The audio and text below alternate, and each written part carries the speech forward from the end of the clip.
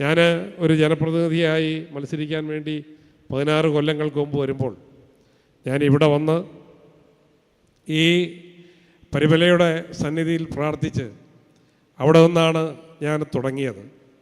ആ തുടക്കം ഇന്നും മുടങ്ങാതെ മുന്നോട്ട് പോകുന്നതിന് പരിശുദ്ധ പരിമല തിരുമേനിയുടെ അനുഗ്രഹം എന്നോടൊപ്പം ഉണ്ട് എന്നുള്ള ആ ഉറച്ച വിശ്വാസമാണ് എന്നെ മുന്നോട്ട് നയിക്കുന്നത്. ഞാൻ ദീർഘമായി കടന്നു പോകുന്നില്ല.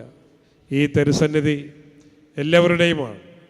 നാനാജാതി മതസ്ഥരായ ആളുകളാണ് ഇവിടെ വരുന്നത്. അവരെയെല്ലാം ചേർത്ത് പിടിക്കാൻ സഭ അവരുടെ കൂടെയാണ് എന്ന് സമൂഹത്തിലേക്ക് ഒരു സന്ദേശം പകർന്നു നൽകാൻ എപ്പോഴും ബാബ തിരുമേനിയുടെ ആ നന്മ നിറഞ്ഞ പ്രവർത്തനങ്ങൾ സഹായിക്കുന്നു എന്നുള്ളത് ഞാൻ ഓർമ്മിക്കട്ടെ.